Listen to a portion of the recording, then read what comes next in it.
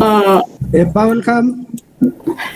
Well, I'm sorry, Tatiana, who has joined us. That's Tatiana who? I can't see the surname. I'm sorry.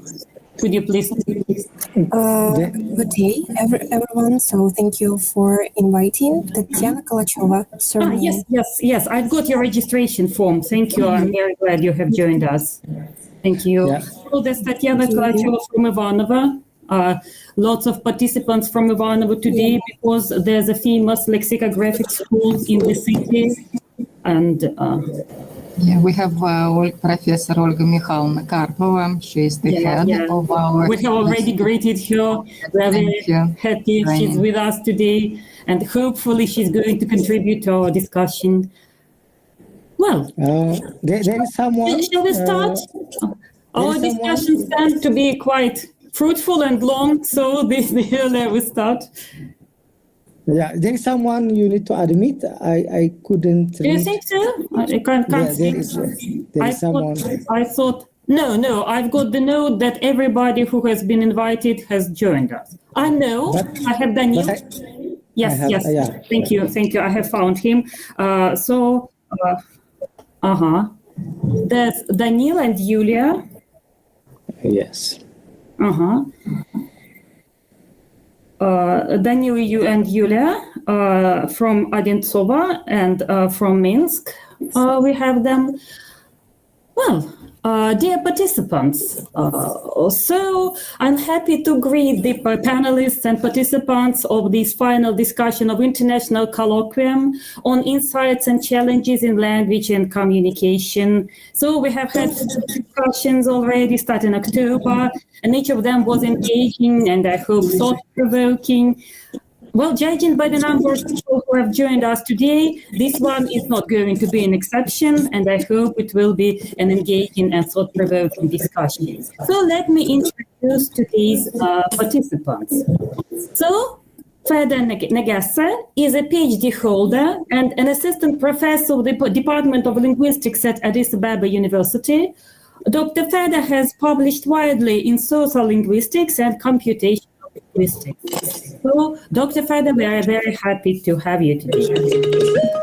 Then, Svetlana Manik is a doctor of philology. She is director of the Institute of Humanities at Ivanova State University. Svetlana is an expert on corpus linguistics and corpus lexicography. And as I have already mentioned, she's a member of Ivanova Lexicographic School, headed by Professor Olga Karpova, who is with us today as well. And Derib Ada, PhD, is Associate Professor of the Department of Linguistics, and he's also Associate Dean for Research and Technology Transfer of College of Humanities, Language Studies, Journalism, and Communication at Addis Ababa University. So Dr. Derib does research in social linguistics and psycholinguistics with a focus on African languages, as far as I understand. Well, so I hope participants of the discussion will introduce themselves before offering questions or comments. And now I'm giving the floor for some introductory remarks to Dr. Irina Zorina, Head of English Department at Ulyanov State University of Education. So, Dr. Zorina, the floor is yours. Hello, dear colleagues. It gives me immense pleasure to welcome you all to the fifth panel discussion, Digital Age in Lexicography. We all live in an amazing time where the digital revolution is transforming every aspect of our lives, and lexicography is no exception. The digital era has opened up new horizons for lexicographers. New dictionaries are not now dictionaries are not just gathering dust on library shelves. They have become dynamic, interactive, and accessible anywhere in the world with just one click. And digital lexicography allows us to analyze huge amounts of text data to better understand how we use words and how they change out over the time. This is also a time when we can see new words being born on the internet and spreading at incredible speed throughout the world. Digital lexicography helps us track and adapt to these changes, ensuring that our dictionaries always remain current and relevant. It is important to note that digital lexicography also poses new challenges. Issues of copyright protection, verification of sources, and ensuring the quality of information are becoming increasingly relevant. We need to work together to find solutions to these problems and continue to develop lexicography as a science and as an art. So let us turn a new page in the history of lexicography and use the opportunities of the digital age to ensure that our languages continue to develop and to connect us. So thank you for your attention. Thank you. Thank you, Dr. Zorina. So let's do it. So the first presenter today is going to speak on the fascinating subject of artificial intelligence in lexicography. Actually, nearly all the discussions I have been invited to in the past months have somehow been connected with AI in various spheres. Everybody is, well, mad about AI. So Dr. Fede Negesse is very welcome with his presentation on the impact of AI on digital lexicography. So Dr. Fede, the floor is yours.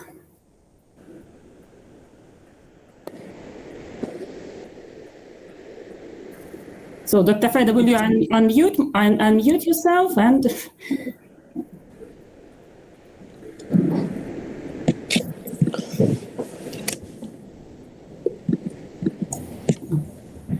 Well, the floor is yours, Dr. Fede.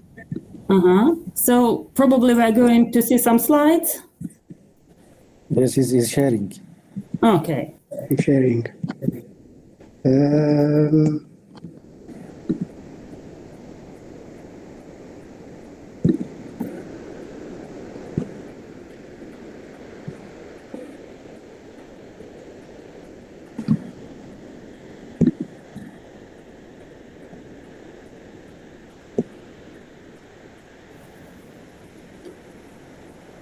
Well, can you see me now? Yes, we can. So we are ready to listen to this fascinating subject. Thank you very much. So I'm happy to be part of this academic event. So the topic, as we've said, is very, frankly speaking, it is thought-provoking. It is something that is emerging. So today I'm going to talk about lexicography in an era of AI. So I actually have organized my talk around 5 points, which actually Sheikh, Prince, and Steve said are needed when we talk about an emerging technology. For instance, we have to talk about demystification, concept contextualization, engagement, regulation, and positioning. So we look at these tasks, 5 tasks in terms of lexicography, in terms of the effect of AI on lexicography, and when AI is actually embedded in society, and when it starts affecting lexicography. So the first point is that it's needed actually when a new technology emerges, is that understanding what it is. Because when a new technology emerges, people start talking about it, and it is important that we know that what we are talking about.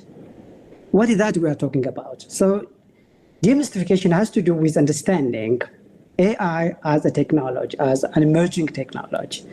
So because of the fact that it is emerging, there are truths and fictions about AI, and it is important that we can tell the truth from the fictions, things that are not true.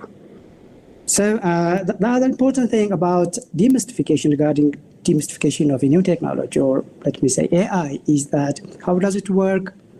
These are the questions that people raise, and what impacts does it have on society, and in our case on lexicography, and how is it advancing? So let's look at these questions one by one. So I have, as I have said, there are perceptions and misperceptions around AI.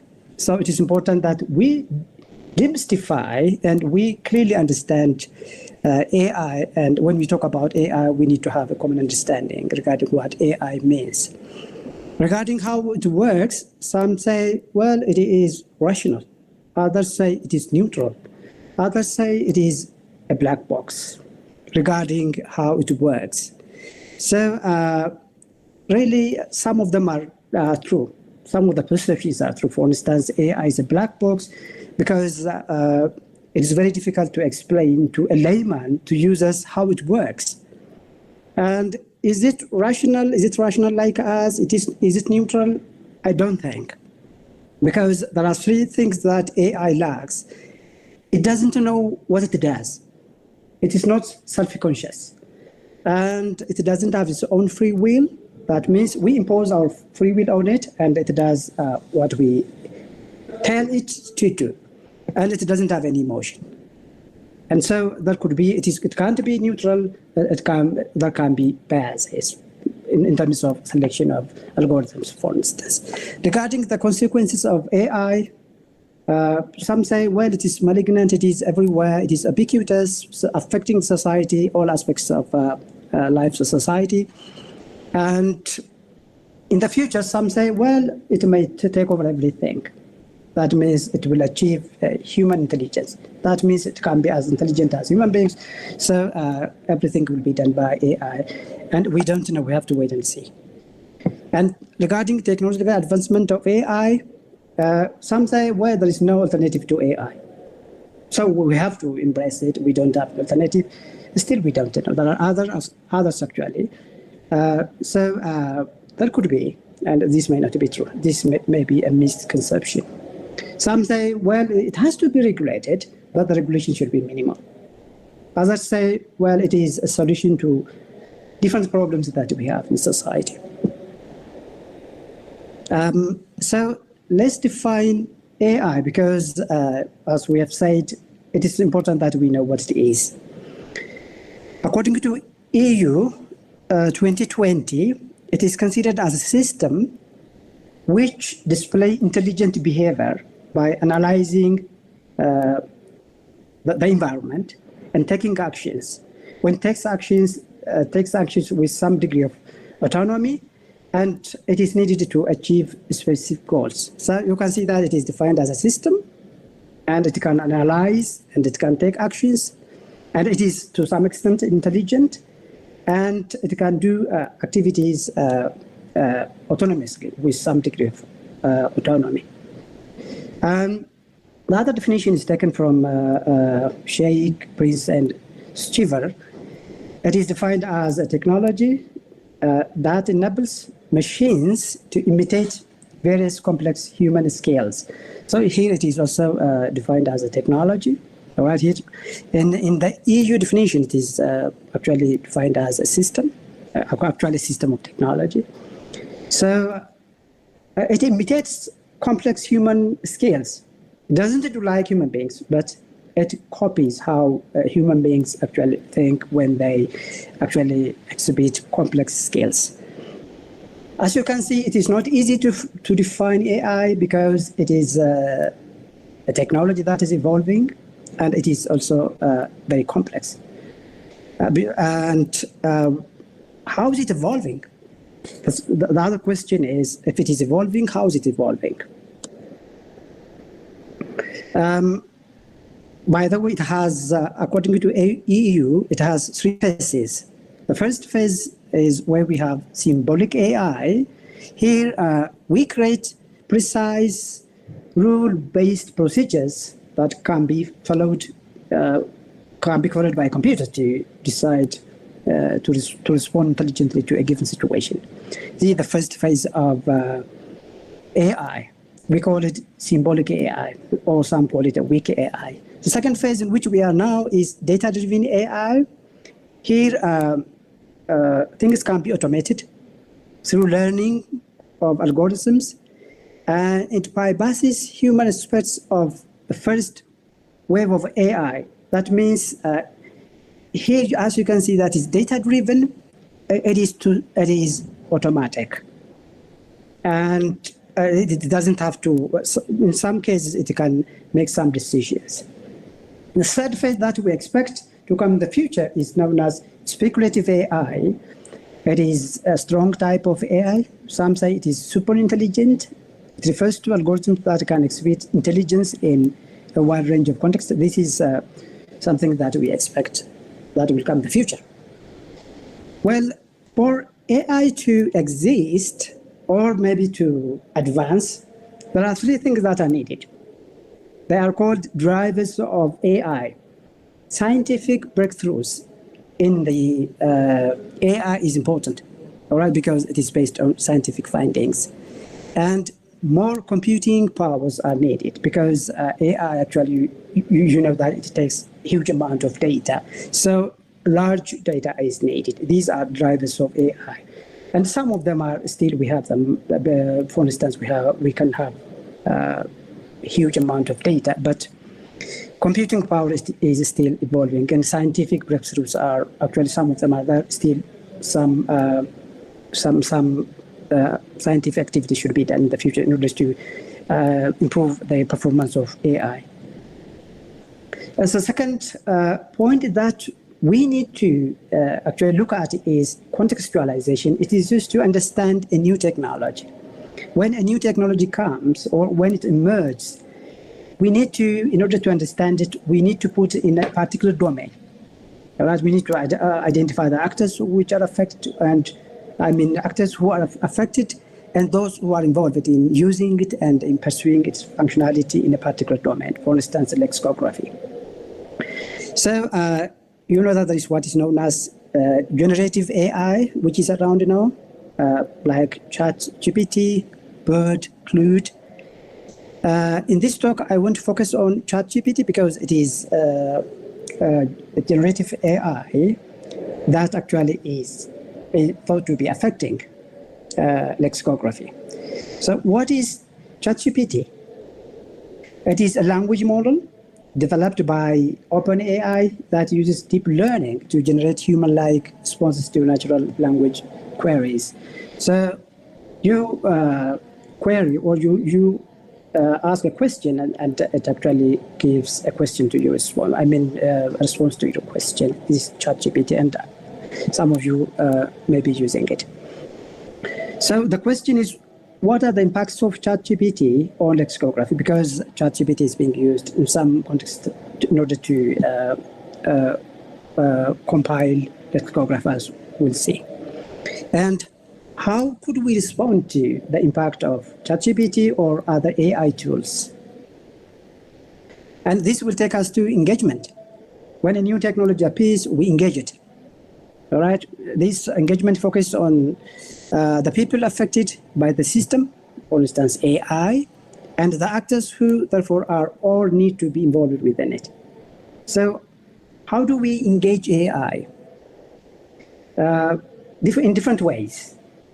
Some fight, all right? This has to do with resistance. Others walk out. Others, they don't want to talk about it. They don't want to use it. Others protest, all right? They go for banning it, or they don't want that to be around.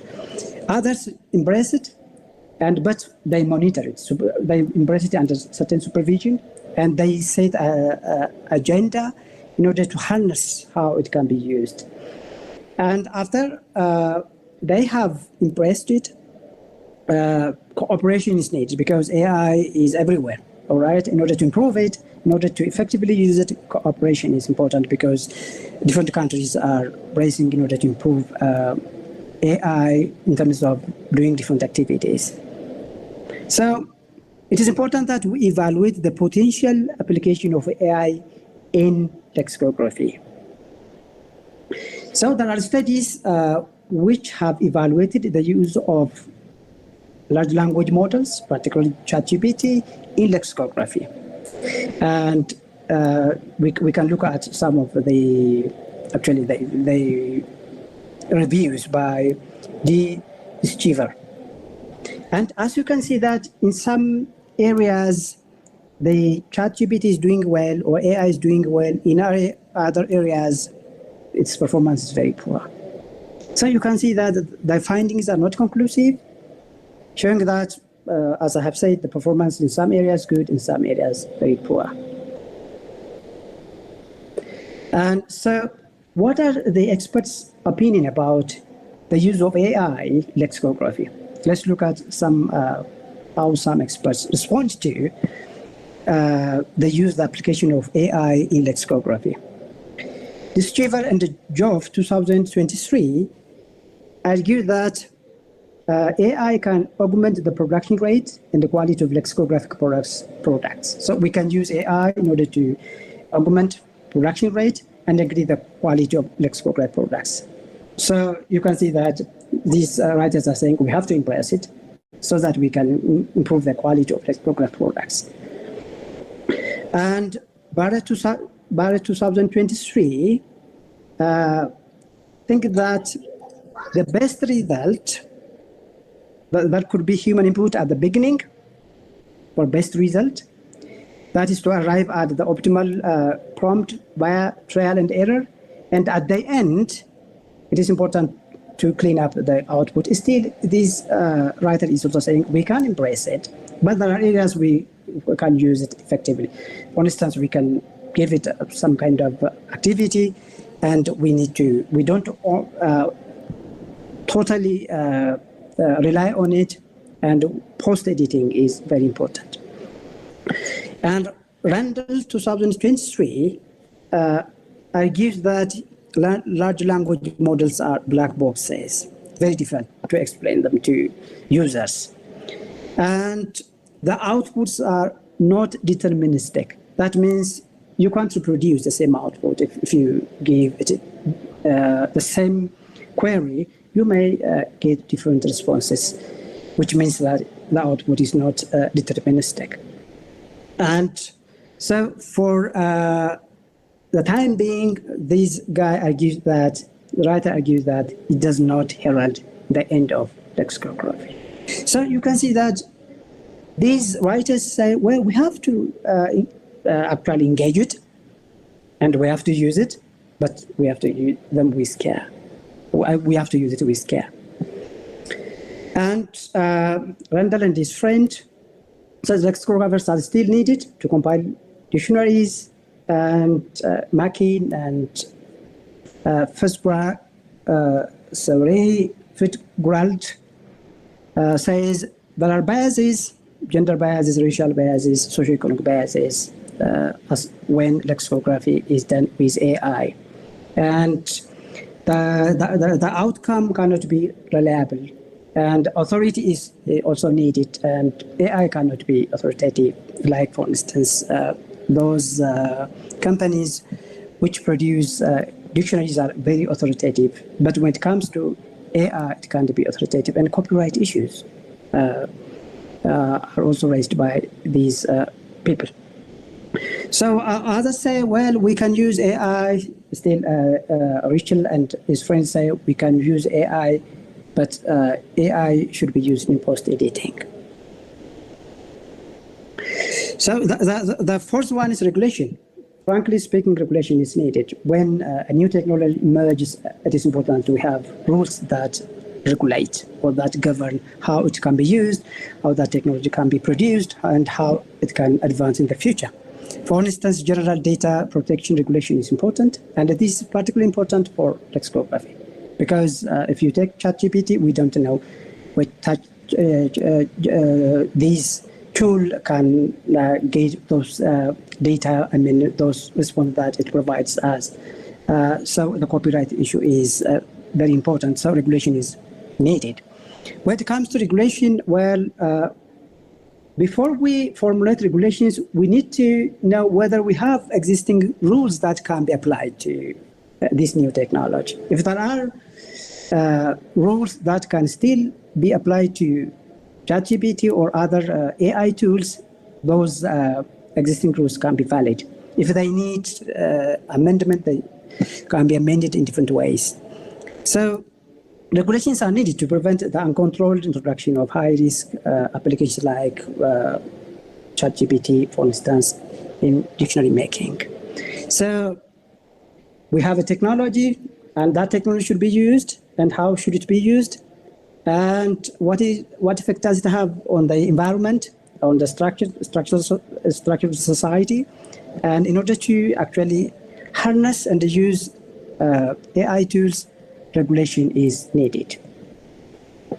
Positioning has to do the race that we see among countries for AI. Countries are looking for developing their own AI. By the way, countries have different capacities as far as AI is concerned. For instance, if you take the USA and China, these are the two world leaders when it comes to AI, because they have all the ecosystems and things that are needed for developing AI. The UK, Germany, France, Japan, Canada, Indonesia are also actors, all right? And the small countries like for instance, Israeli, they're working hard in order to develop AI in a particular area.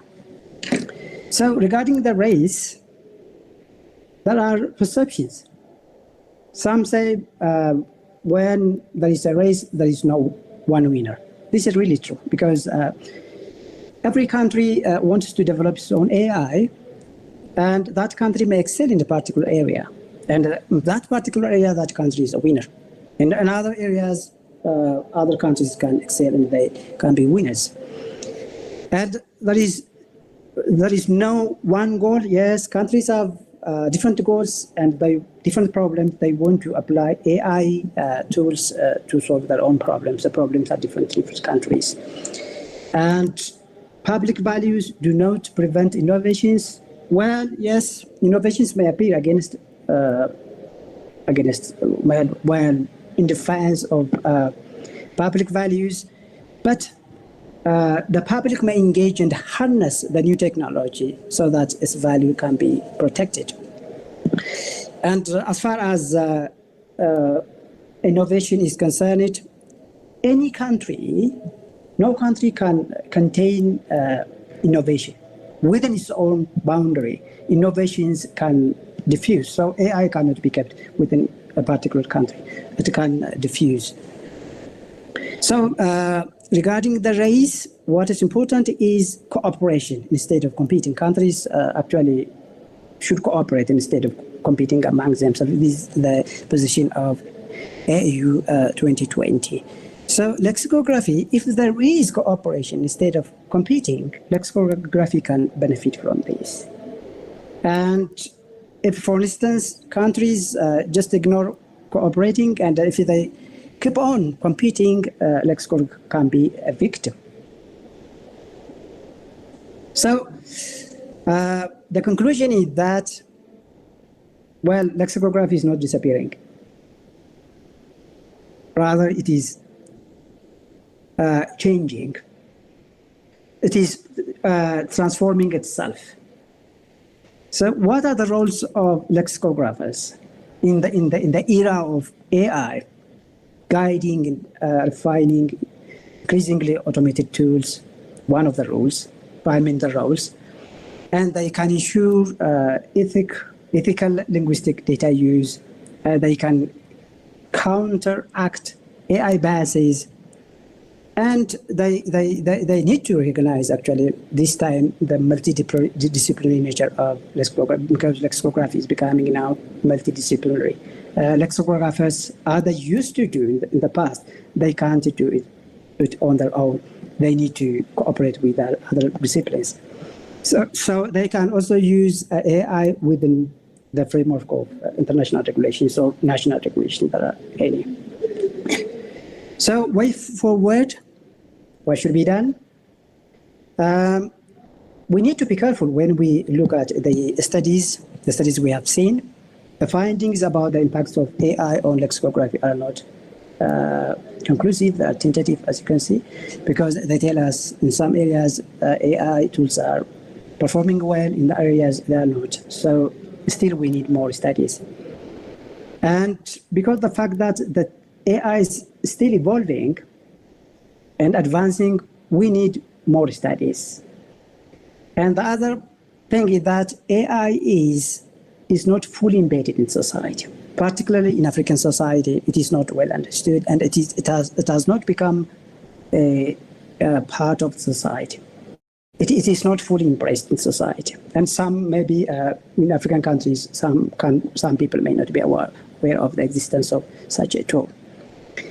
And previous studies are, as you can see, they are limited in scopes because we don't have enough data regarding the perception of users. We don't know how users perceive the impact of AI on lexicography.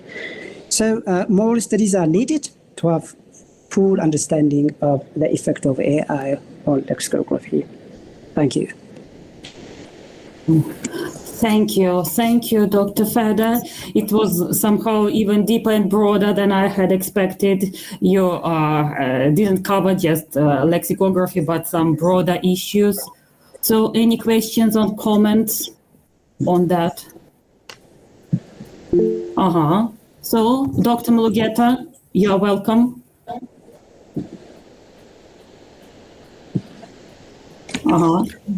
Thank you very much, Feda. Do you hear me? Yes. Thank you. Yeah, thank you very much, Feda. It's a very insightful and thought-provoking presentation. It's very inspiring. So, I was wondering on your first conclusion before just the last slide. You said lexicography is transitioning rather than disappearing. But the way we see it, practically speaking, is just lexicography is dying because ChatGPT can do much more better than traditional electronic dictionaries, paper dictionaries. Nobody now is checking a word, the meaning of a word from electronic dictionary or from paper dictionaries. Have you used that? It's just ChatGPT can give you many answers. If you are not satisfied, you can also go on until you, which is much better than lexicography. So how can you justify your conclusion in this if you see it from practical user-based point of view? Thank you very much. Okay. May I respond to that? Oh, yes, please. We are waiting for your response. Okay. So we know that lexicographers have 3 roles in the traditional senses. The first role is providing meanings of words for text production. All right, if you want to write a letter or something or an article, if you are not sure of how a certain word is used, and you need to go to a dictionary and look up the meaning of that particular word and to see how it can be used. The question is, yes, as you've said, this role of lexicographers or lexicography is challenged, frankly speaking. The challenge is clear, but still it is relevant. For instance, if you take this particular role of traditional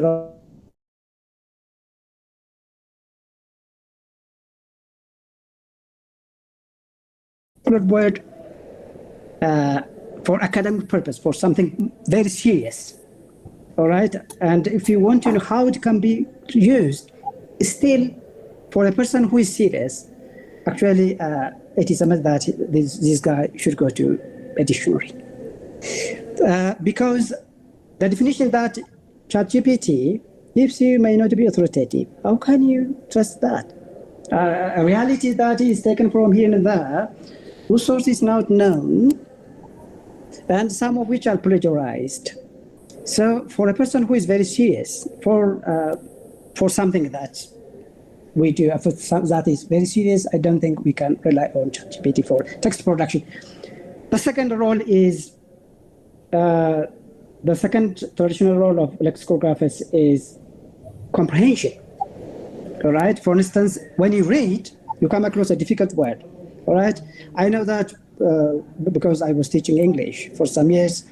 I would advise students, well, every time when you come across a new word, don't go to a dictionary. Rather try to just use context, try to guess from context. But sometimes the context may fail. You can't gauge the meaning of a particular word. That word is very key, and you can't guess its meaning. And I don't know whether you rely on ChatGPT, or you trust ChatGPT when you read something very serious, all right? So still, I know that this role is also challenged, but still, for something serious, lexicographers are still relevant. The third one is translation. All right, translators use bilingual dictionaries. You know that translators are very serious, particularly those who translate religious works are very serious. I don't think, let alone, they may not know even ChatGPT, frankly speaking. All right, and so they want to do things in the traditional way. So still, lexicographers are, and lexicography itself is relevant, but the traditional roles are very much challenged. And they have to actually embrace the new technologies, and they don't have to leave lexicography to ChatGPT. Still, they in the area that I have identified, they are still relevant. Particularly in Africa, lexicographers are very relevant. In your country as well. Thank you very much. So there was a question from Yelizaveta Kozlova, wasn't there? Yelizaveta, are you ready with your question? Well, can't see you now. So, Svetlana, you are welcome with your question then. Thank you very much. Thank you, Professor Negas, for your insightful presentation. And I actually share your optimism for cooperation of human and artificial intelligence. Can you comment a little bit on your statement? Because I always thought that actually post-editing is mostly and the crucial part for a human. And you, in your presentation, you mentioned that actually this is the role of AI, of post-editing. Can you contribute a little bit and explain what you mean by this? Okay.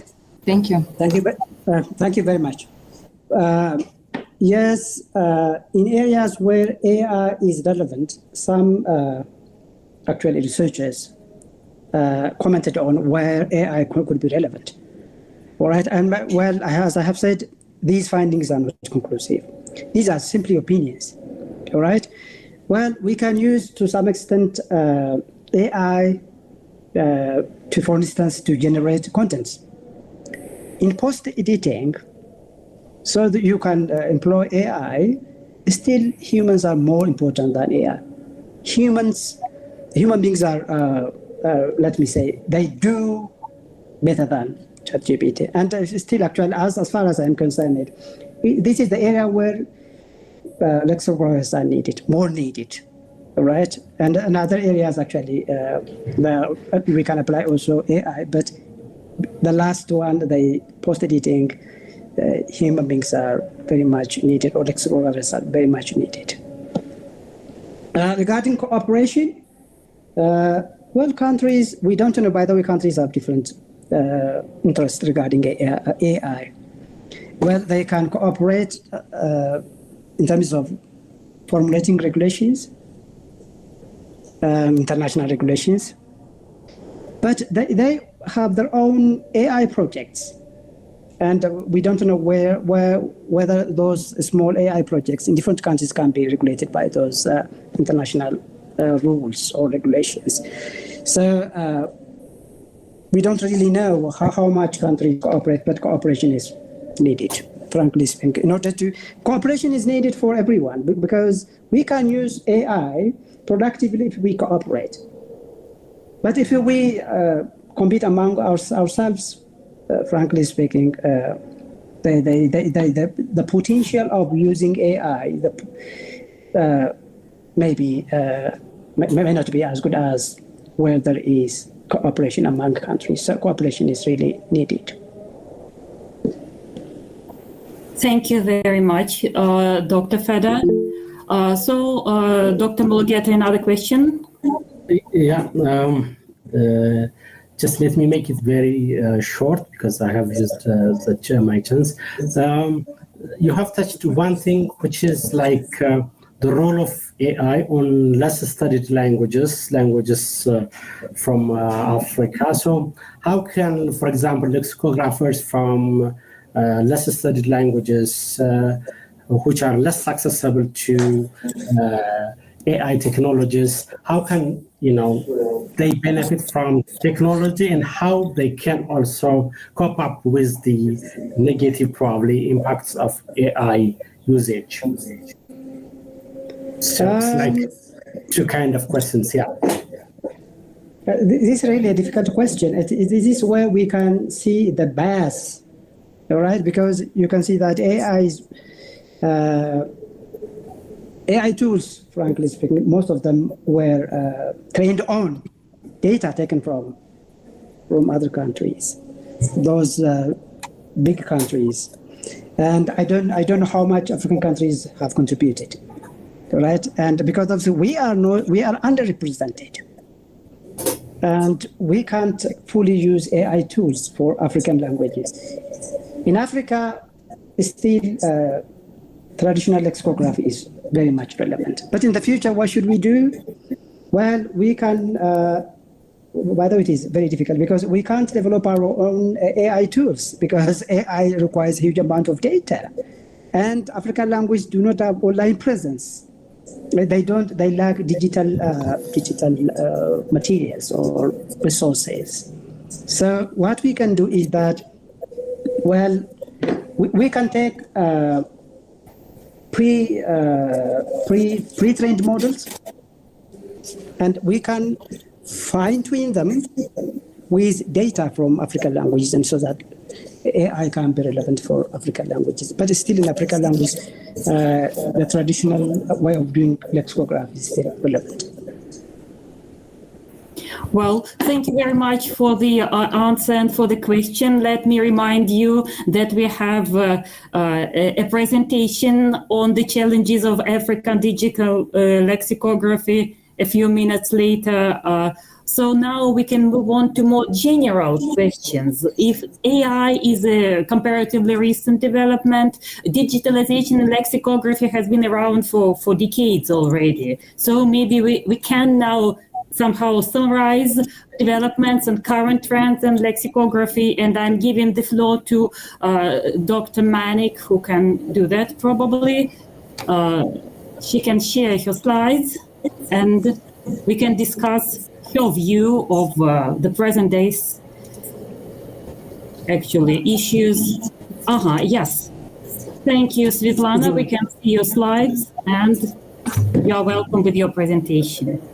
Thank you so much. It's my great pleasure to join this wonderful panel on digital issues of our science in general. So I hope you can see my presentation. Can you? Yes, you can see the slides, and they're moving. It's okay. Okay, wonderful. So, well, actually, I would like also to start in the mode as Professor Negas did, with a general outline of actually what is digital, because I wanted to draw the attention of the respected audience to the issue of digital lexicography. And actually, you see on the slide some notions, some ideas, what is digital. And if you are attentive and if you look through these definitions that I borrowed from different dictionaries, that you see definitely that we speak of something that is related to computers, related to internet, and then we have a little bit more specific issues, let's say even the format, like electronic form as a series of the numbers 1 and 0. And then at the same time, it's not only the text, but at the same time, it's about the visualization, let's say the images, let's say whether it's a text, whether it's a picture, whether it's any kind of video, etc., etc. And I continued my research and I asked corpus, actually, what can be digital? And as you can see in the findings, they list many things like digital articles, digital transformation, digital content, subscription, etc., etc. But I failed in finding anything connected with digital lexicography. So then I asked corpora, English-speaking corpora, I asked, let's say, what kind of lexicography there may be. And the answer also is on the screen. Since I like and I introduced political lexicography, I was happy to find out that there is actually political lexicography.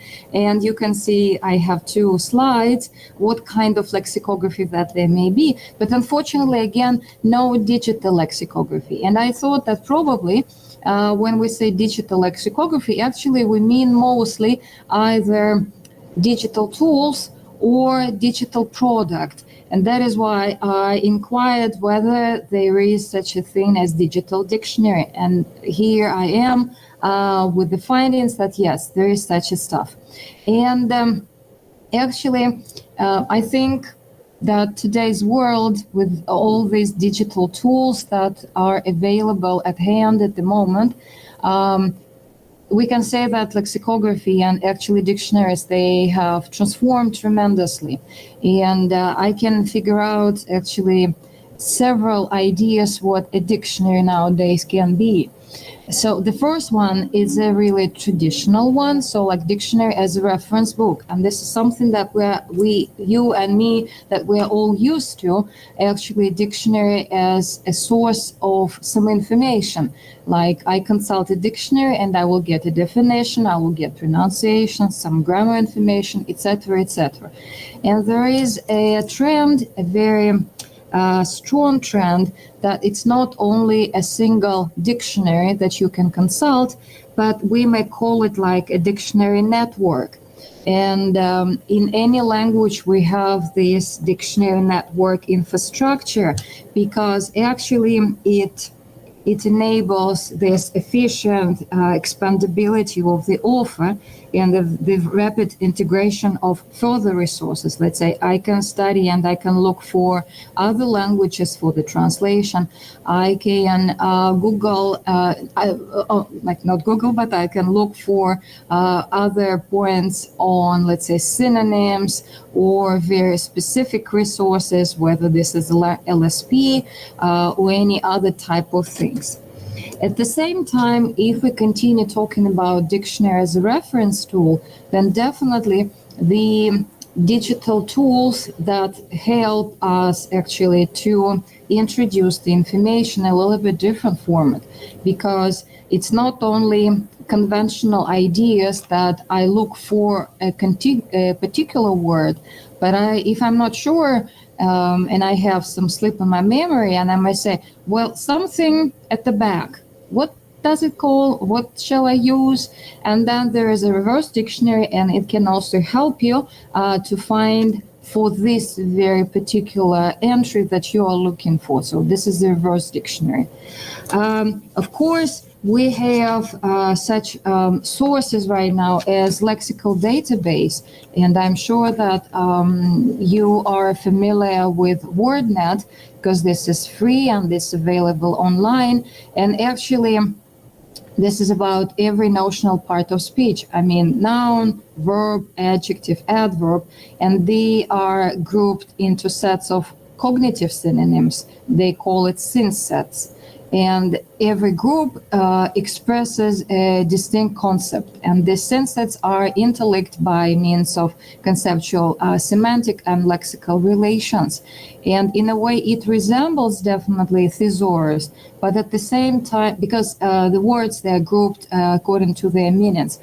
But on the other hand, the WordNet, it interlinks not just word forms, so strings of letters, but specific senses of words. And as a result, words that are found in close proximity to one another in the network are semantically disambiguated. And at the same time, WordNet labels the semantic relations among words. And this is also pretty important. Then other resources, again, as a reference tool, that helps to systematize the data, because the challenge in today's tons of information is that to get a really precise piece of data that I'm looking for, and such resources scale, it is pretty useful. And you can see some screenshots from this very resource. And I think we have more to do from the part of a human being. Then the second idea of a dictionary nowadays, like dictionary as a kind of book, as a text, because it differs from the notion that you consult a dictionary looking up for only one word, let's say, or what combination. In this case, you refer to a dictionary as a book, as a text. And within this book, I try to put it on the screen, actually, this text, it is united according to the rules of this text. So there is some sense and there's particular message. And as you can see that you just really go inside the text. It can be some fable, it can be a story with some morals that you think over and you come to the ideas of the entry that they are describing. Then this new business model of all dictionaries online, they make, this model makes actually lexicographers think of the way to earn money. And they just want us as users, as readers, stay with them as long as possible. That's why they have these ideas of word of the day, buzzwords, different forums, charts, games, quizzes, whatnot. And in this case, we have different even segments and parts on every resource that you can stay longer and you can dig in further for more information on it. And then, of course, as a text, in a way, different projects in the social networking. And here I can quote as an example a volunteers dictionary of political dictionary compiled by our students in the social net media of Contacte.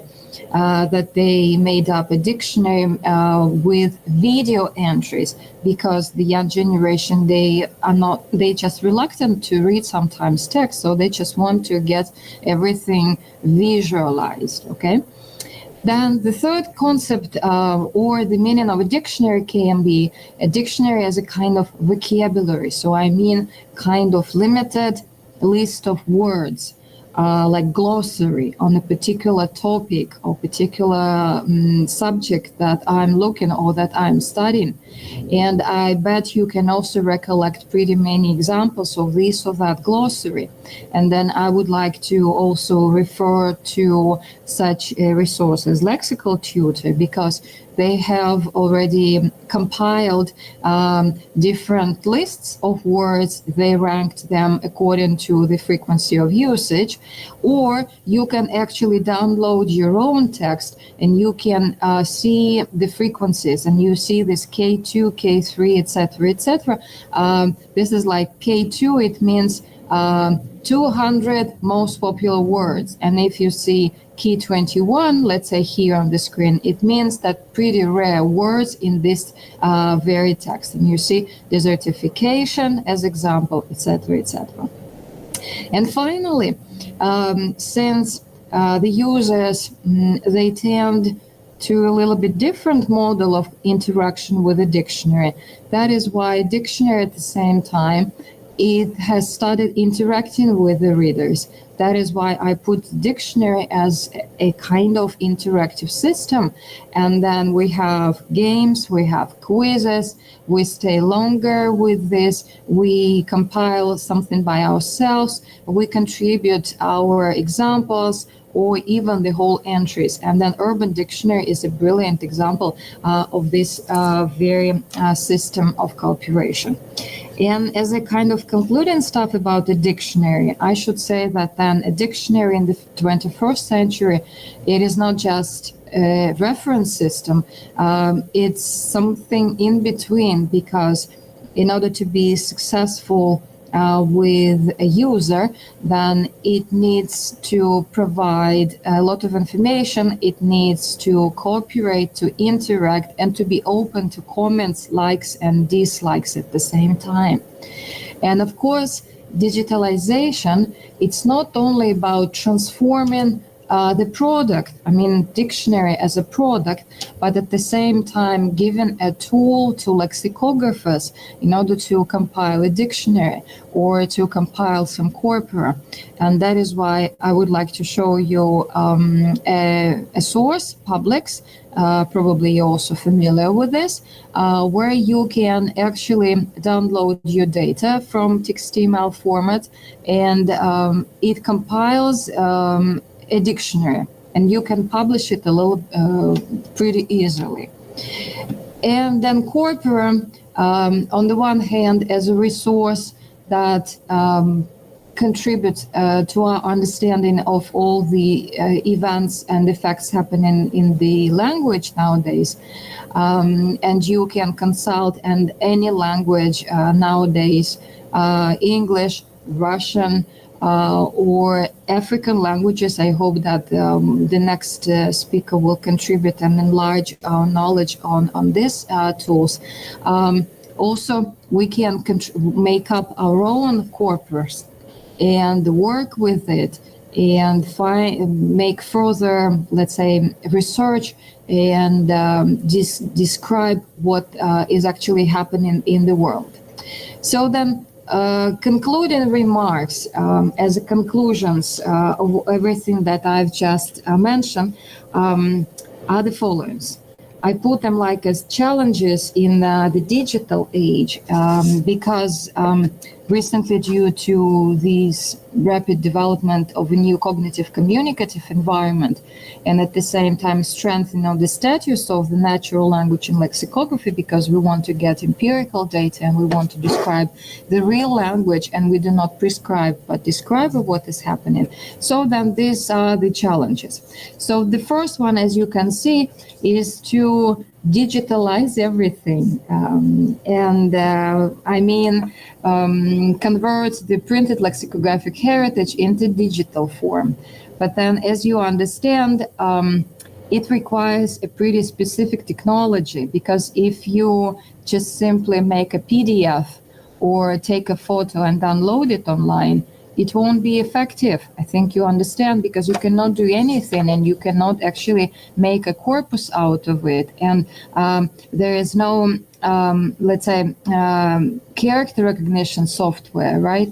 And you cannot index this very text. That is why I'm talking about special technology that will help actually to put it in the real form that you can analyze it.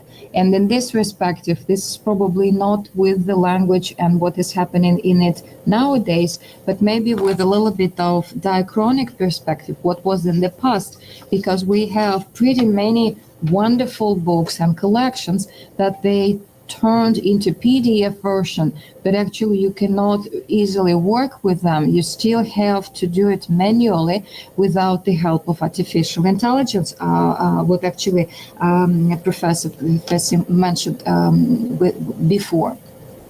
The second challenge, I think, it is related to updating the lexicon.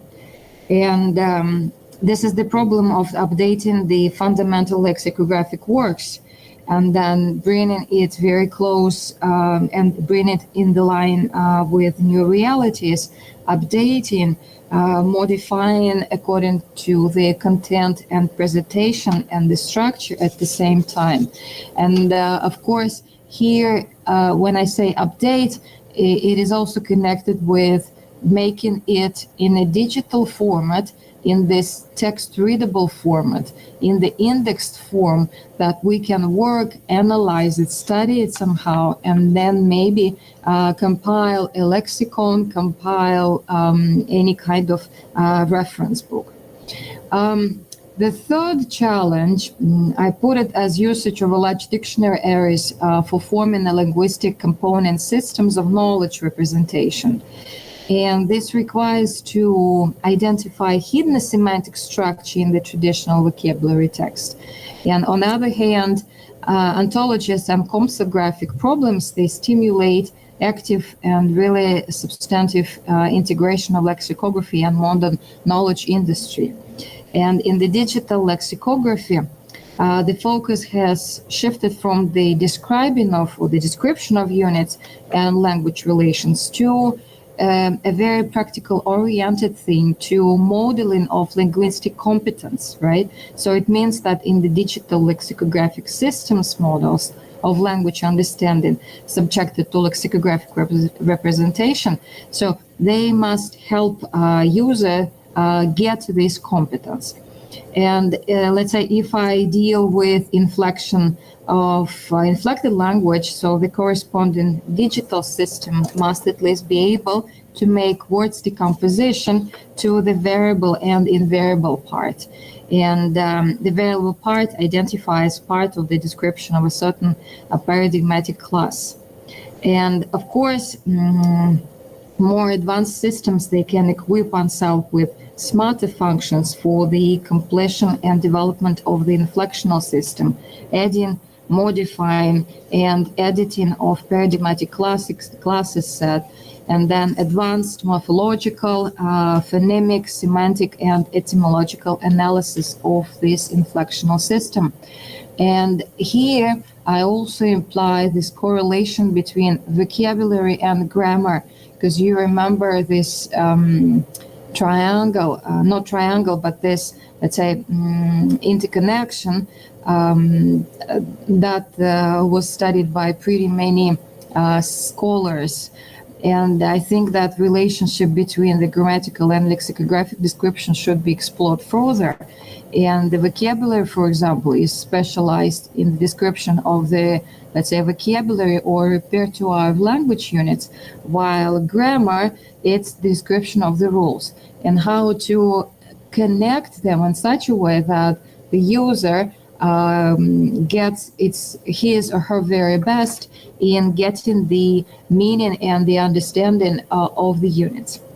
The next challenge, I think it is closely connected with this multilingualism problem, because we live in a very big world nowadays, and we do want to interact and communicate. And of course, English is not the only language for communication. Of course, we have to appreciate and we have to study pretty many languages. And this problem of multilingualism, I think it requires some powerful and pretty flexible lexicographic tools in order to be solved. And of course, primarily we use computer tools of multilingual lexicographic representation in remote mode. And this technology should provide a really creative interaction between lexicographically allocated international lexicographers teams. And I'm really happy that we work and discuss these issues nowadays together with our African colleagues. And I'm sure that we'll start cooperating and working on languages, on the description of the languages and compiling the corpora. And finally, two more things, but they are not least important, because, of course, our users, they are used to get everything free. And they are pretty rarely ready to pay for the content. Unfortunately, our students, they just simply prove this. They are not ready to pay anything. And the last issue and this challenge to be personalized. I wish I had my own dictionary in a way that I like, and that it would give me the information at the right time with the right amount of detailization that I want. And this is pretty challenging and pretty difficult. And here I will make a stop, and I hope that respected colleagues will contribute to further discussion. Well, thank you. Yeah, that really looks not like conclusion, but more like a start of the discussion, because lots of questions were asked at the end of. So anybody ready to answer some of these questions, or maybe to ask more questions of Svetlana, of Professor Monik? Yes. So Yulia, you are ready. You are welcome with your question. Thank you very much for your presentation. I have a question concerning getting competence. The thing is that when we teach our students in linguistic university, when we teach lexicography, one of the compulsory tasks is to teach them how to use paper dictionary, dictionary article. But now we have a challenge. We need to teach them how to use online dictionary, although it seems to be obvious that they know how to get information, but we have a lot of issues if we want to prepare competent linguists in general. Can you outline what problem questions do you teach at your university if we speak about electronic dictionaries and online dictionaries? Yulia Viktorovna, thank you very much for your question. This is a very vital issue to my mind, because sometimes I'm surprised when a student confesses that he or she prefers printed dictionaries. But it happens, this is a unique case, because in most cases they have it either like as some apps or as an online dictionary.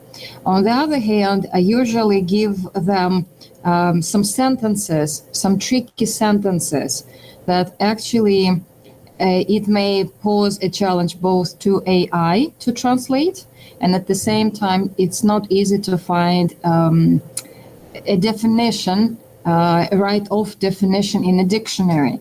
And they just spend some time in order to understand and in order to translate this very sentence. And then we start to dig in with these words that are difficult, okay? And then in this case, we show them the types of dictionaries that exist, let's say starting from a dictionary of a national language and then come into a little bit more specific dictionaries. And I think that you say they seem to know, and I think you are very right in this let's say presentation of the problem, because unfortunately students, they really seem to know. And then if we question whether this thing is correct, I think that it helps to build this competence. Mm-hmm. And what do you do, Yulia? How do you teach them? Well, actually, the first issue that we discuss is trustworthiness of dictionaries, so that you just mentioned in your presentation different types of dictionaries, and we need to understand the approach the compilers use when they make this digital product. And for example, their favorite context traverser, it may be not very trustworthy in solving particular linguistic tasks, and we just discuss which dictionary is suitable for which task, and how we need to prove the information. And they also, and you mentioned that in your conclusion, one of the challenge is the system of lexicon and the semantic relations. And different authors who compiled these online products have various theoretical backgrounds. And we need to know them first in order to use them. But an average user doesn't even think about it. And we are used to believing that what is mentioned in the dictionary is true and correct and trustworthy. So this is the main problem that I need to teach them. Right. And then on the other hand, I would like to comment a little bit at the same time that I remember probably 10 years ago, I just was a witness of the presentation of Erin McCain. She's one of the, let's say, initiator and author of the project Wordnik, and she compared herself with a fisherman. Yeah. She is a lexicographer, and she said, every morning I go and I use the net in the language in order to catch new words or to catch the new meanings of the words.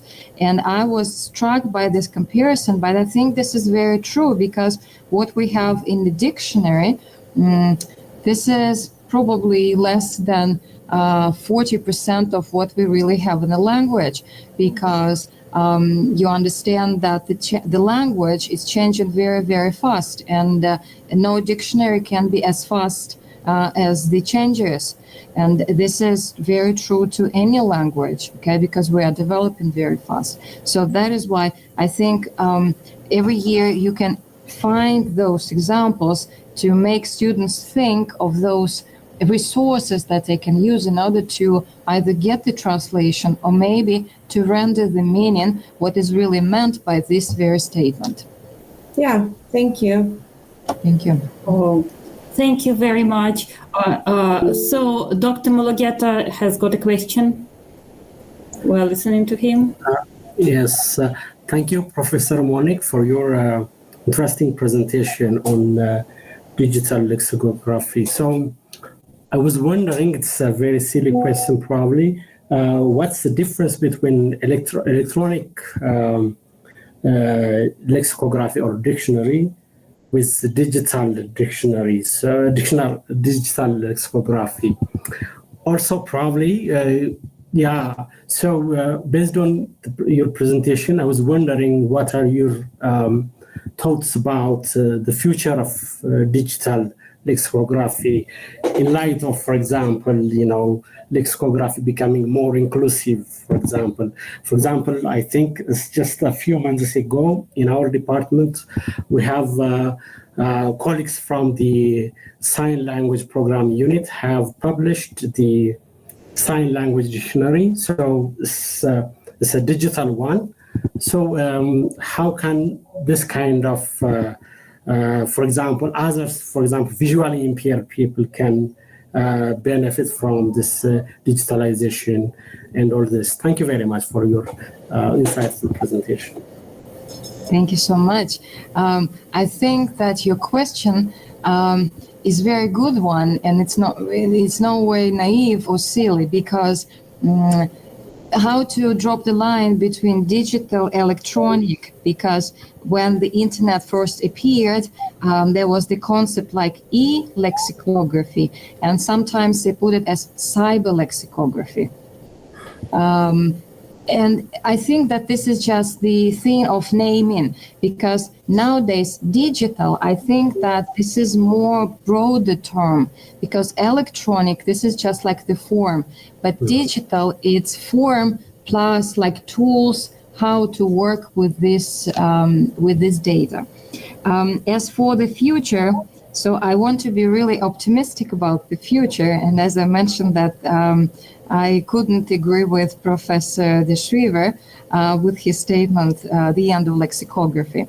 I think that we will come step by step to some very unique, very individualized and personalized product for every user. Let's say, as I dream of my preferences, even sometimes the font, the size of the font or the color of the print, sometimes it may be important. On the other hand, let's say, if I, in my everyday life, read more texts on politics or sport or fashion or any other sphere, then probably my dictionary would also adjust to my preferences and interests, and it would first of all provide me with the translations or the entries related to these spheres. And I think that this is really important, because sometimes if it's a word with more than 20 meanings, it takes time to read and to get the real meaning of the word that you're looking at the moment. And I think that this AI tool will really help every user to be happy and to be satisfied with the reference tool he or she is using. What do you think? How do you see the future of lexicography? I'm just really curious, if I may ask. Yeah, in my view, it's just, from the world that we're living here, it's just it seems that the AI has no challenge, but still also we are far from benefiting from it, especially developing dictionaries for local languages, which has no much linguistic data, corpus data, and also probably also we have some of the languages we have, including the major languages like Amharic, we use different scripts, which is also which poses some challenge. And also we have deaf communities, as I have raised. It's also a challenge in relation to having stronger and much bigger database for that, because these pictures, they need much space. I mean, in terms of the digital accessibility and all this, I see the challenge more. But yeah, let's keep our fingers crossed for the future. Thank you, Dr. Feder. I can see your hand. Will you please ask your question? We are waiting for that. Thank you very much. This is really very interesting because some people confuse the term or the phrase electronic dictionary with digital dictionary. So your presentation is really interesting in making a distinction between the two. Maybe I am wondering, when I look at the materials that you have presented, the different forms of lexicograph materials that we have online, we can't, some of them cannot even, we can't call them a dictionary, frankly speaking. They are simply system of lexicons. Or, well, we need to find a different name for those things because they don't really represent the kind of lexicography or dictionary that we know. And because some of them are very much individualized, as you have said, just tailor-made to some few individuals. And this actually may lead to tearing apart things that could be present together. And for instance, in traditional lexicography, the paper-based, we can a lot of information in one package. But now those pieces of information are taken apart, and some are presented somewhere, others are presented somewhere else, and getting different names. Still, the base I can say the base is a traditional dictionary. And what people are doing now is they just take some aspect and they tailor-made those aspects to satisfy the needs of some individuals. This is, I want to know your comment on this. The other one is, how can we be sure that those lexicographic materials are actually made by lexicographers themselves? How can we be sure about the writers? Because online sources are very difficult to trust. And how can we trust them? For instance, in terms of authority, how trustworthy the information that they present that users? Thank you. Thank you so much. I'm really impressed by my audience because you have got the really essence of my presentation. So I think answering the first question, like system but not a dictionary, I think that actually here is a kind of competition between a dictionary in a classical understanding of a dictionary as a reference book, and at the same time any search engine, let's say, because many students, I don't know with your university, but pretty often at my university, students, they just simply Google what they want. Sometimes they do not look up into the dictionary, right? Unless we ask them for this precisely. And I think that these new forms of lexicography, they are kind of feedback to this new reality when students prefer to get it fast through the search engine. And I think it's pretty interesting. Sometimes I read and I come across with different lexicographic projects in Russia. And sometimes you just say, my God, how can I understand and how can I look for a particular word in this product? Because sometimes the people, they present, for example, a vocabulary of a precise year, for example, 2020, let's say the pandemic, and they put like categories like months, January, February, March, etc., etc., and within every month, this alphabetical list of the words that appeared in the language at this very moment of time. So pretty interesting project from this cognitive perspective of seeing and registering actually what happened in the language, to see all these changes and maybe to trace the trend. So I think that it's pretty interesting from the point of view of lexicographic development. So I dare call still them dictionaries or dictionary as a reference book.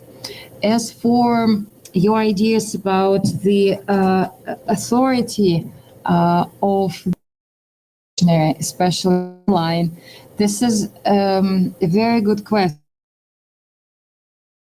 It brings us back to Yulia,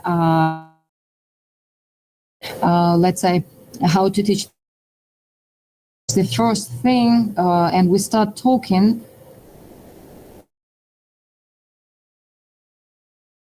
this reference book. Held it. And this is very important because this person may be an expert in a very precise sphere of the subject matter, but lack linguistic, let's say, competence.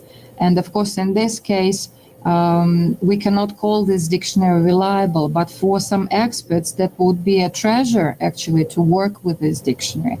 That is why the issue of this volunteering project, I think it requires further research and further study, and probably to get a little bit more information about the authors. And all those dictionaries and dictionary projects in social networking, they're interesting, but again, with pretty many but. Interesting but, informative but. Thank you very much. I would like everybody to know the pedagogical, educational implications which we come across again and again. I have got a suggestion about that. But another thing, it's the question of universality of approaches, whether the same approaches and challenges appear with the lexicography in general or in lexicography of specific languages, which brings us to the presentation of Dr. Derib Ada about challenges and insights in African lexicography specifically, which has been mentioned several times already in the presentations of the first two panelists. Okay, thank you.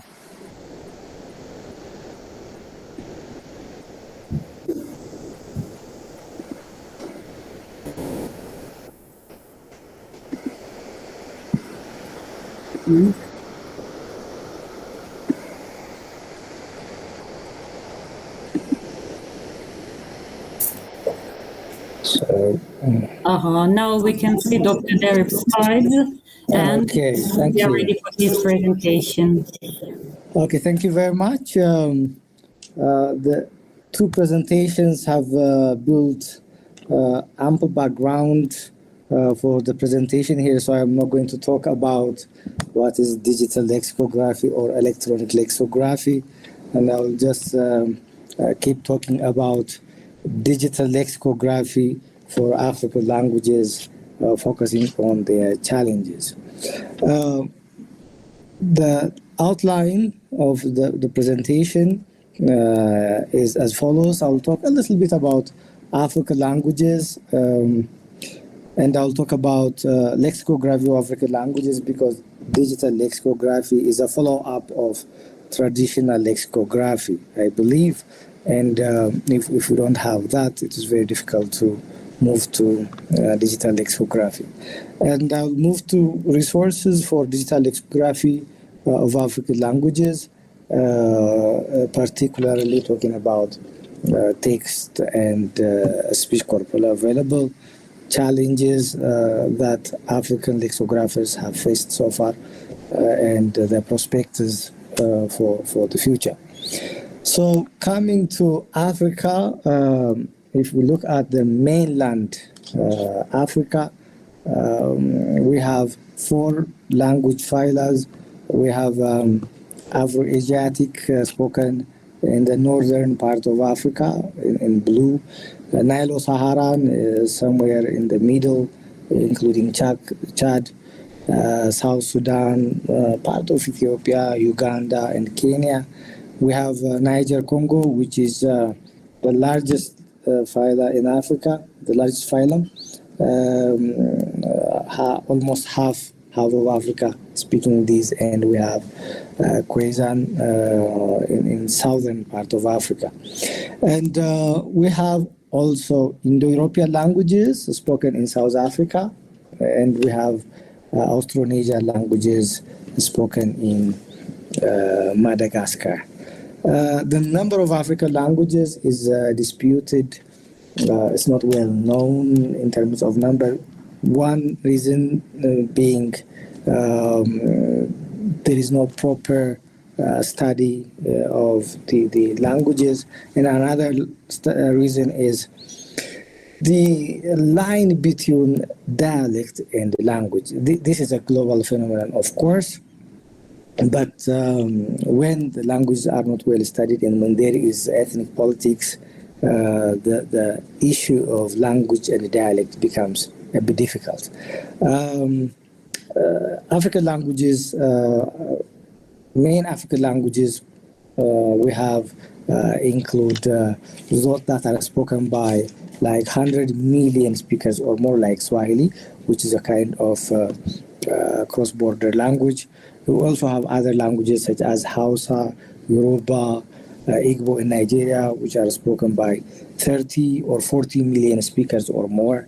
And we have languages like Oromo, Amharic, which are spoken by like 20 or 30 million people or more. And we have other languages such as Zulu and Shona, which are spoken by like 10 million speakers or more. And we have also languages which are quite endangered and are spoken by very few people, from 2 to hundreds and a few thousands. Lexicography of African languages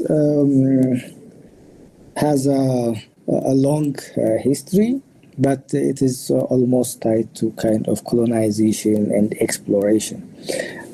In a study published in 1990, there were the people were able to access like 2,600 African lexicons. It's not difficult. It's difficult to say they are all proper dictionaries, but 2,600 African lexicons for African languages, for about 1,250 up to 2,000 languages, depending on how we count.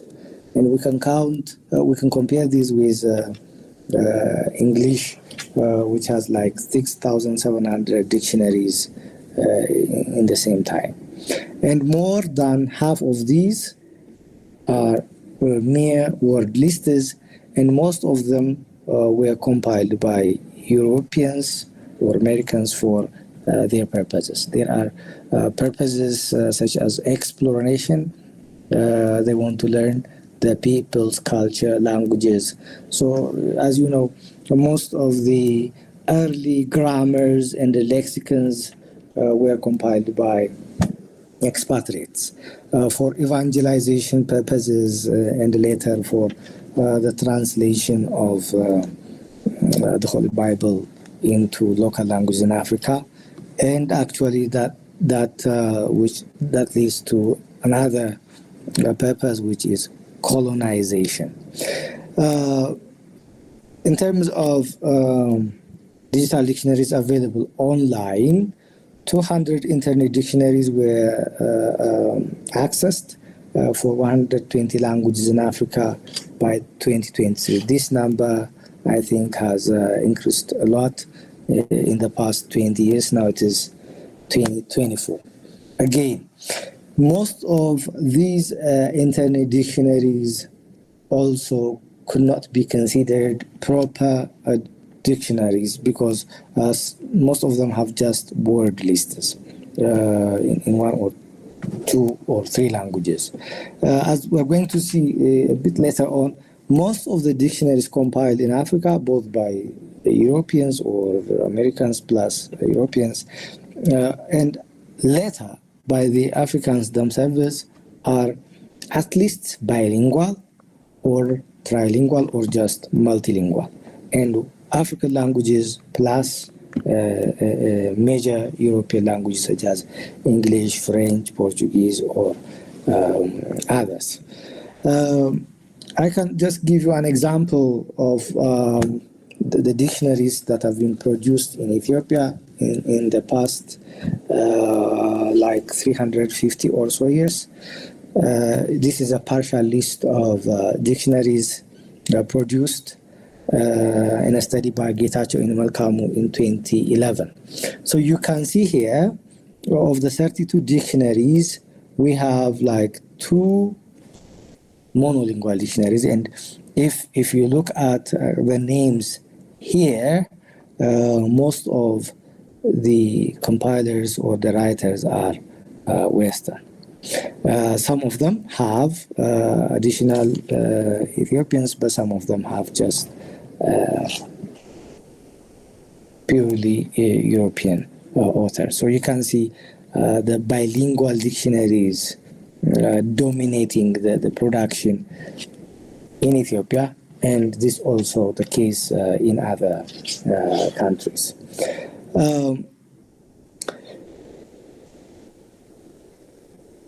If we look at the earlier data, which says like 2,600 dictionaries or lexicons for 1,250 or 2,000 languages of Africa, because these dictionaries are produced for very popular languages or the languages that have a lot of speakers. Many of African languages do not have dictionary of any type. As you know, many of the languages also do not have writing systems. To date, new orthographies are being developed for many African languages, including those in Ethiopia. And of the available dictionaries, full-fledged monolingual dictionaries are quite scarce. And even if there are monolingual dictionaries and bilingual dictionaries, those that are considered to be proper dictionaries also have limited lexicographic information.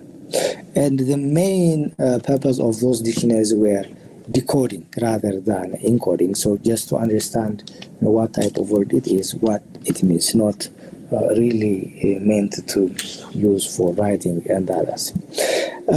Most of the dictionaries were written by non-experts, and we have seen there were wrong part of speech tagging or wrong pronunciations provided, as Getachew and Malkamu have already pointed out in their 2011 study. This is just an example of the English Setswana bilingual dictionary from Princelow 2015 for the letter D. You can see this is just a kind of terminology. You have a word, and then you have a part of speech, and then it is translation. So it's just like kind of parallel corpora rather than a proper dictionary. Most of the dictionaries are like this. Now, what resources do we have for digital lexicography of African languages? We know African languages are not well represented in the web, and this has to do with the availability of content. I looked at a sketch engine, which provides about 127 corpora, and in the section that presents about the languages that are supported, it lists about 60 languages, but what we have actually here are not more than really 10. And these include Afrikaans, Amharic, Hausa, Oromo, Setswana, Somali, Swahili, Tigrinya, and Yoruba. These are text corpora, and most of them are web archived corpora. So I can talk about, for instance, those that are here for Amharic, for Somali, for Tigrinya, and for Oromo. These are web archived text corpora compiled from 2013 to 2017 or 2013 to 2017, during which we had a collaborative project with the University of Oslo and the Norwegian University of Science and Technology and Hawassa University, and another project with the University of Masaryk at Brno in Czech Republic. As far as spoken corpora of African language is concerned, this is even more limited. We have one project which helped us produce spoken corpora for 8 Ethiopian languages, including Amharic, Gumar, Hadiya, Hamar, Kambata, Mohor, Oromo, and Tigrinya. And the maximum that we had there is about like 45 hours, probably for Amharic and Oromo, and about 40 hours for Kambata and Tigrinya, and I think, for these languages. We found another speech corpus, which is about 42 hours for Yoruba. Look here, we have just Amharic and Oromo and Tigrinya. We have more than like 5 million speakers. Also, we don't find here Hausa, which has like 40 million speakers also. Another work suggested there was a plan to work on 9 South African languages on a spoken corpora in 2004. But in 2010, they reported work for only 4 languages. There are other independent corpora like the isiZulu National Corpus, University of KwaZulu-Natal, which has about 20 million words, and Helsinki Swahili Corpus, hosted by the Language Bank of Finland, about 25 million words. And look at the number of words, it's 25 million words. The biggest we had so far is for Somali, which has like 71 million words. And this is mainly because of the expatriate who write and blog in Somali, not those really living in Africa. And we also have another small corpus for Amharic, the Amharic News Corpus, about 210,000. And most of these text corpora, apart from, I think, isiZulu and the Swahili, a little bit apart from this small Amharic News Corpus, most of the corpora that we have are not post-tagged. And we can also see the implication of this lack of digital resources for African languages, because translation comes after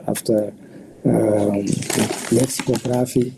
what we can find immediately as an application is translation. And in Google Translate, I could only find 17 languages that are supported by Google Translate. And I'm not sure how much accurate these translations are, but as far as Amharic concerned, there is an ongoing work by a colleague of ours, Dr. Desalegn, that tries to identify how much accurate translations are being made.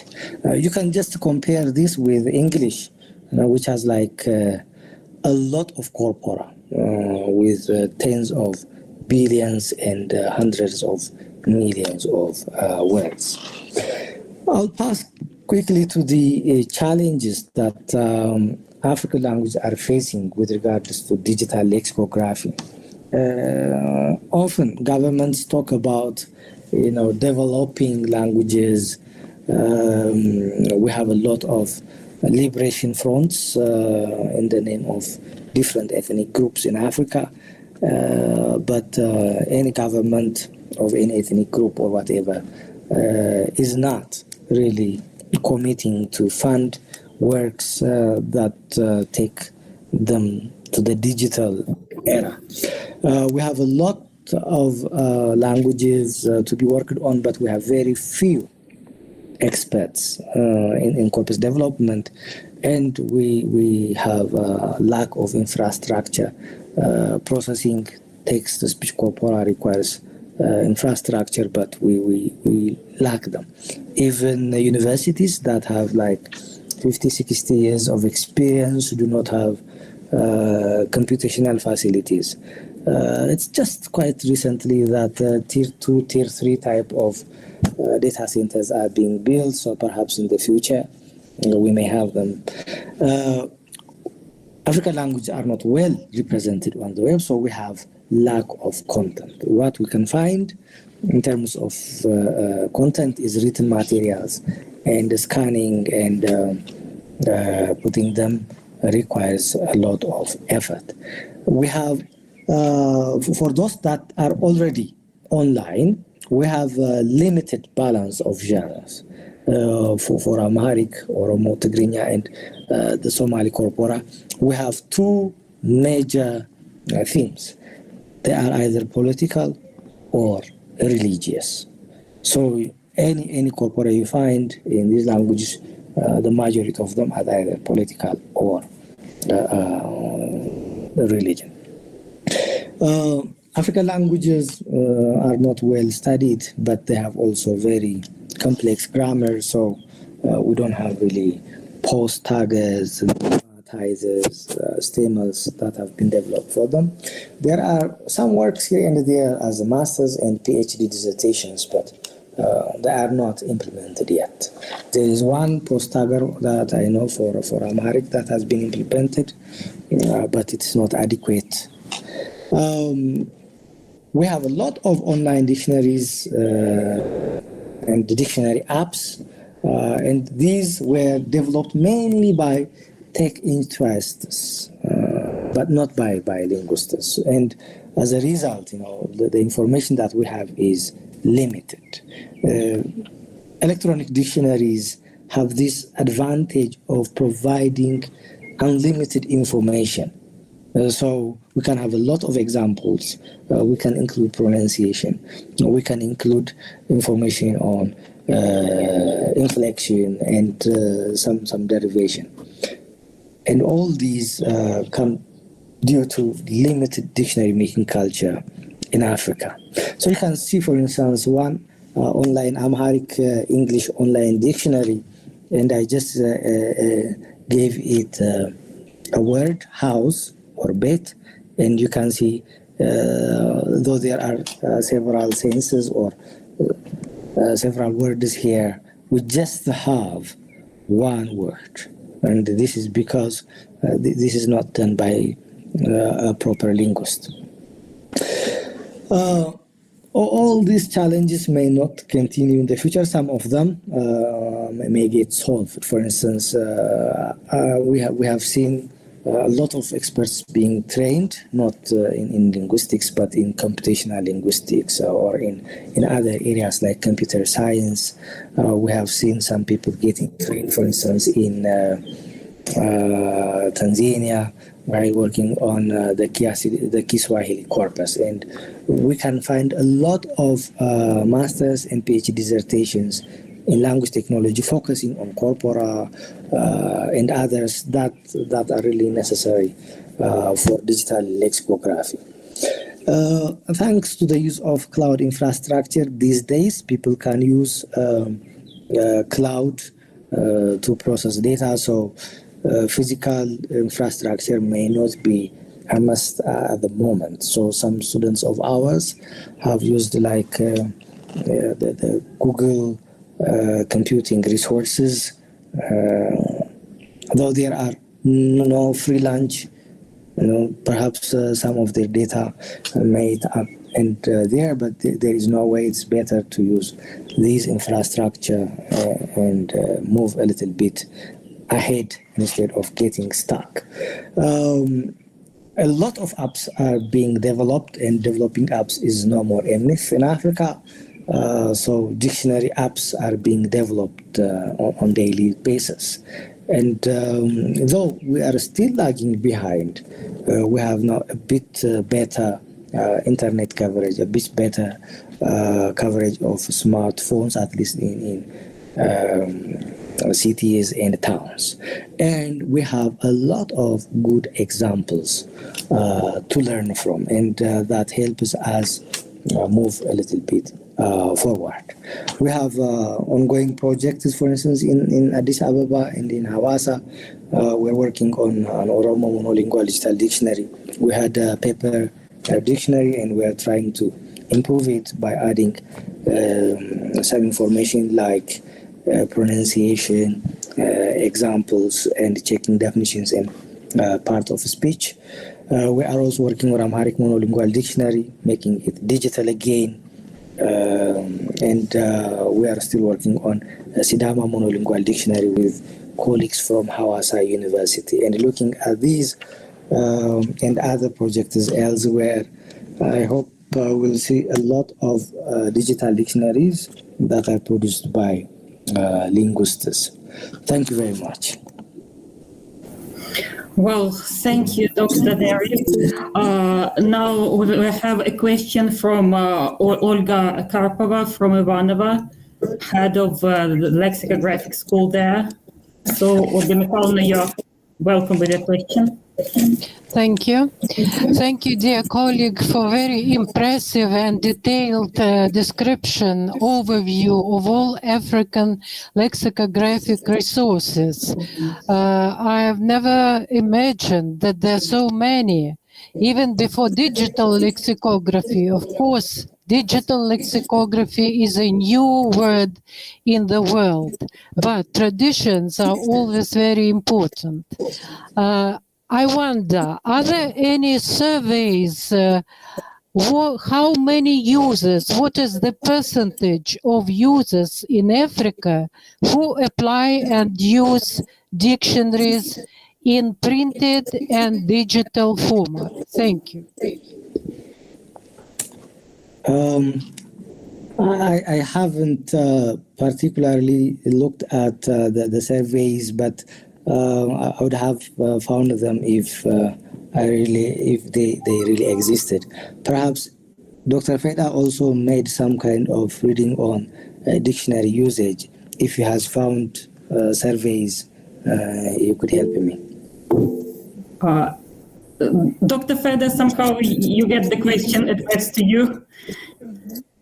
So Darif is very wise. The ball is kicked to me. Yeah, because you studied that. Yeah. As far as by the way, the question is very interesting. Yeah. But this question also applies to the use of ChatGPT. And we don't have a survey of how people use ChatGPT when they want to find the meaning of a particular dictionary. I mean, a particular word. That could be for writing or for understanding. As far as my reading is concerned, by the way, African lexicography is at primitive stage, at infant stage, and no such survey actually I have come across in my reading. And I guess in the future we will do well in order to understand that. This is a very interesting question, and I hope in the future we'll have an answer to your question. Thank you very much for asking. Thank you. One more small question. Do you teach dictionary use for your students? No.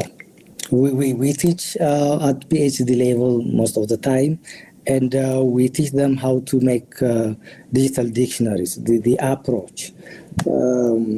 Otherwise, we don't really focus on the dictionary use. Okay, thank you. Thank you. Dr. Mulugeta has got another question. Yes, just a follow-up question. So my question is how people are ready to use digital resources. Because, from especially people prefer like non-digital materials from our end. So what can we do to improve the usage of digital resources, even if we have small? Thank you. Yeah, I think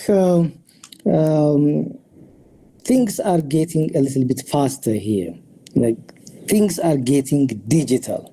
So if you look at the pattern, a few years ago, everything was on paper. Like for instance, even payments, traffic payments, and so on were done at a bank using cash, and now we do them using mobile applications. People have accustomed to this very easily. These are done on daily basis. Utilities are now being paid from mobile applications. So people are now accustomed. Even those that do not have smartphones get somebody to pay for them. I don't know how long you have, for instance, you yourself, Dr. Mulugeta, been visiting the Addis Ababa University main library. I haven't gone to the library for the past how many years. I just remember going there once in the last 6 or 7 years. And that's only because I wanted to find a book that was not available online. So the same is true for a dictionary. In the past, we used to have big dictionaries in our homes. The last time that I bought a dictionary, a hard copy dictionary, is like 6 or 7 years ago. And now, not only me, my children do not want to refer to a word in the dictionary that I had them. I put those dictionaries at home, and I wanted my children to search for words from those dictionaries. And they don't like. They wanted to look at them as a dictionary app. So I think the problem we have is the other way. People are getting more digital, and we have quite less digital resources. We need to keep up the momentum to satisfy the needs of people. So even children at high school and at primary school know what ChatGPT is. So it's not like, it may not be the entire population in Ethiopia, but there are people who know this and who are using it, and we have to work harder to meet their demands. I think we have now more demand than resources as far as digital lexicography is concerned in Ethiopia or in Africa. Thank you very much. So Svetlana has got another question. Yes, thank you very much. Professor Addis, thank you very much. I'm very impressed by this tremendous work that's been done in African lexicography. And I just share this enthusiasm on preserving the language in general. Am I right? When you demonstrated the list in this historical perspective, am I right that there was only one monolingual dictionary in 2003? Because all others were bilingual or even trilingual. Am I right in this? This is a partial list. There is also another list by local people who have produced dictionaries, and there are some more monolingual dictionaries by them. But in the list, you are right. And then I'm sorry if I'm wrong, but I've got such a feeling that you are very classical in the traditions to describe the words. And I just would like to refer probably a little bit more to the question that Professor Karpova asked. Whether you study expectations of the users, you indicate that they turn to be more digitalized. Do you study them? And I hope that maybe it's just my feeling. And when I say very classical, I mean just the traditions like entry, pronunciation, grammar, and definition of the word. Do you welcome some new projects to describe in a little bit unusual, probably way, African languages? Yeah, I think things change because we have a dictionary making culture in the world, not only just in Africa. We learn from what others have done. Now we know there is a different approach for dictionaries. Pronunciations are produced both in audio and in text, in IPA or other conventional writing format. Now we have more examples from corpora, even citing whether it is a text or a spoken corpora, and there are specialized dictionaries. We have now different ways of defining, like the Wayne type of defining, and so on. So it's just this is at an infant stage, and we want to stick to what is already known. We need to have a kind of solid ground to leap into what is unknown. Otherwise, I think change is inevitable, and things will come in their own time. Thank you. So we've got a question from Dr. Johannes. Thank you very much for your brief and nice presentation, Dr. Darren. I don't have a very scientific and technical question, of course, but I want to raise a question about your presentation on your introductory speech. I'm always surprised when the number of speakers is mentioned by different scholars. Usually we say that Kiswahili has 100 million plus speakers, and we usually say that even Igbo and Yoruba are continued by that. And Amharic and Oromo do have about 20 and 30 million speakers. We usually say that, but I don't think that even Kiswahili doesn't have 100 million plus speakers if you consider mother tongue speakers. So which one will we always take?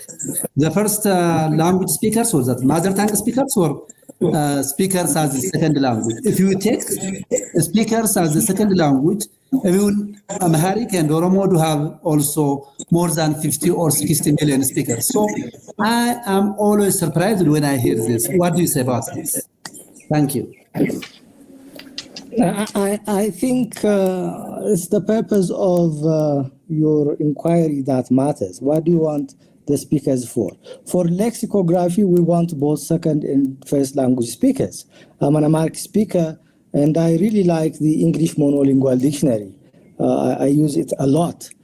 So monolingual dictionaries are not just for first language speakers, but for second language speakers who want to learn the language very well and who use it on everyday basis.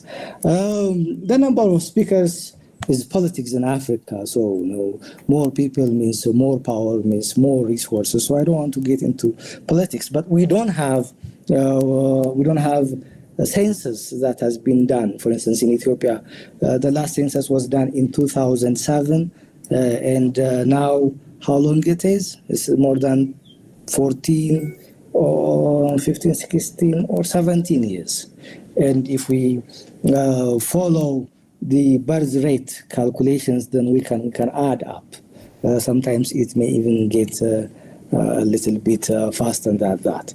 I just want to focus on how many million speakers we have for African languages, and yet we have very meager digital resources. For a language that has 20 million or 30 million or let's say 100 million, if we have one or two corpora, text corpus, then that is very, very, very low. And you can go to Europe and like a language like Estonian, how many people are there? And if you look at the corpora that are available for Estonian, you'd be amazed. So I'm trying to make a point by looking at the number of people we have and the number of resources. Unfortunately, we also are low in digital resources, not only just in money. Okay, thank you, Dr. Derib. We've got another question from Yulia Bikireva from Belarus. Thank you. Thanks a lot that you have mentioned my country, because I have a question related. The thing is that in our country, we have native language Belarusian and Russian, and we face a challenge because Belarusian is also underrepresented in corpora, in terms of corpora. For example, in Sketch Engine, we have only one corpus in Belarusian, but it is not annotated. And in order to make a lexicographic resource from this corpus, we need to do a lot of work to compile a morphological analyzer to use it. I have a question. How many corpora of African languages are annotated, or they are simply a collection of texts without additional information about the language, part of speech at least?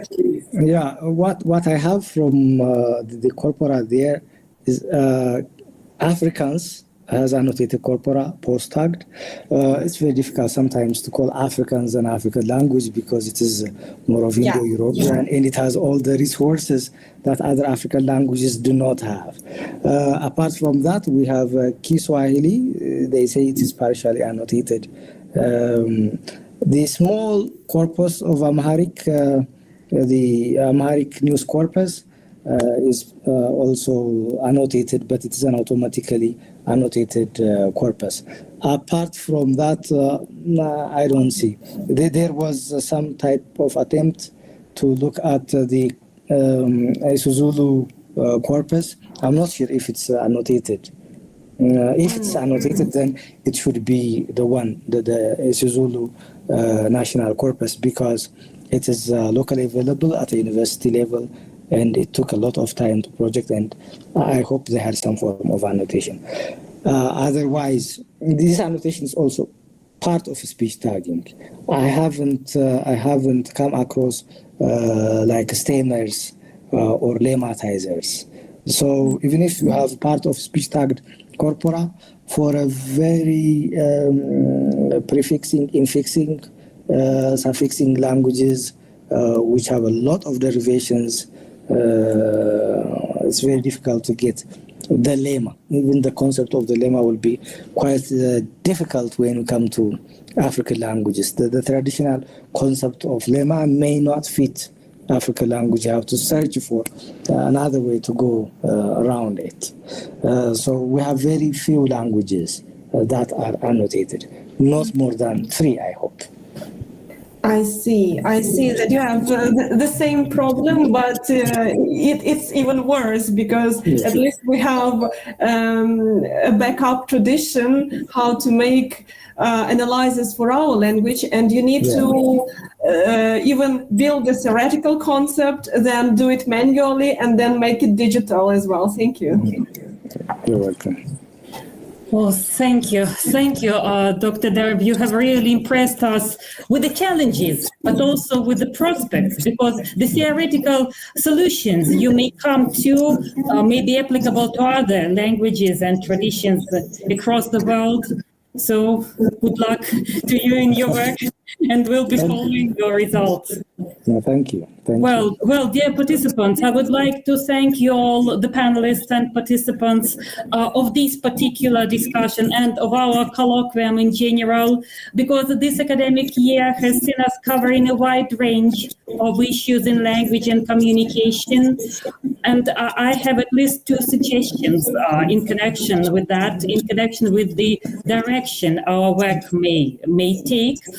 First, I invite all the panelists to contribute to a volume based on this colloquium. Yes, we have discussed it with Dr. Derib already. So the presentations could be expanded to include some of them or participants in the next colloquium, or both, hopefully. So, Dr. Derib, do you have anything to say? No, nothing. You've just said it all.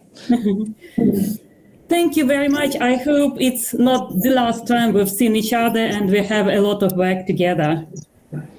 Thank you. Thank you. Thank you. Thank you. Bye.